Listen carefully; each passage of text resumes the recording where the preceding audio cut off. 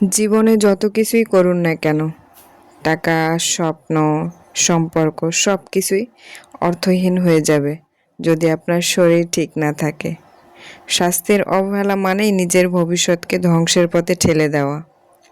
আজ হয়তো ছোট্ট ব্যথা, সামান্য ক্লান্তি কিংবা অবহেলিত অভ্যাস, কিন্তু একদিন সেই ছোট্ট সামান্য হয়ে দাঁড়াবে জীবনের সবচেয়ে বড় কষ্টের কারণ।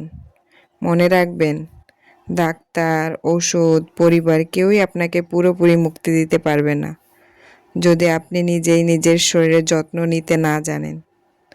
আজ কিছু সময় ব্যয় করুন নিজের জন্য, নিজের শরীরের জন্য, কারণ সুস্থ শরীরই জীবনের আসল সম্পদ। তো এদিকে কথা বলতে বলতে আমি পিঠা বানাচ্ছি। তো এই পিঠাটা আমাদের এদিকে অনেক বেশি মানুষ পছন্দ করে, আর এটা আমরা তাল দিয়ে বানিয়ে সাধারণত খেয়ে থাকি। তো এই পিঠাটা কিন্তু অনেক বেশি খেতে মজাদার হয়, আর এটা বেশি কিছু লাগে না।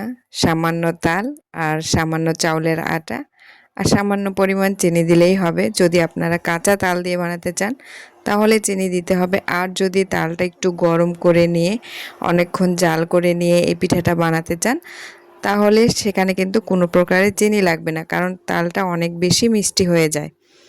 তো এইটা প্রথমে আমাকে একটু খমির করে নিয়ে তারপর এইভাবে, আমি তো ভিডিওতে দেখাচ্ছি কিভাবে লেচি কেটে এরকম পিঠা বানিয়ে নিতে হয়। আর এই পিঠাটা কিন্তু অনেক বেশি খেতে মজাদার হয়। বাচ্চা থেকে বড়রা সবাই কিন্তু এই পিঠাটা পছন্দ করে, আর আমার জামাইয়ের অনেক বেশি পছন্দ। যেহেতু আমার জামাইয়ের অনেক বেশি পছন্দ তাই তো আমাকে বানাতেই হবে। আর তাই আমি এই পিঠাটা কিন্তু ঝটপট বানিয়ে ফেলি বিকালে নাস্তা হিসাবে। আর বিকেলে কিন্তু এটা অনেক বেশি খেতে ভালো লাগে, যেহেতু তালের সিজন, আর এই সময়ে কিন্তু এই পিঠাটা না হলে চলেই না।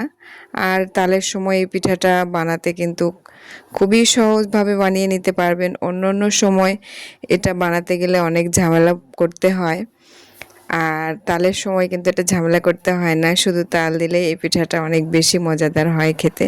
তো দেখেন আমার পিঠাটা বানা হয়ে গিয়েছে। আর এই পিঠাটা যদি আপনারা খেতে চান তাহলে এভাবেও খেতে পারেন, কিংবা চিনি ছাড়া বানিয়ে এটা আবার চিনি সুন্দর করে মিষ্টি যেভাবে রস করে, চিনির রস করে এখানে আপনারা সেই চিনির রসে ডুবিয়েও খেতে পারবেন। ধন্যবাদ সবাইকে।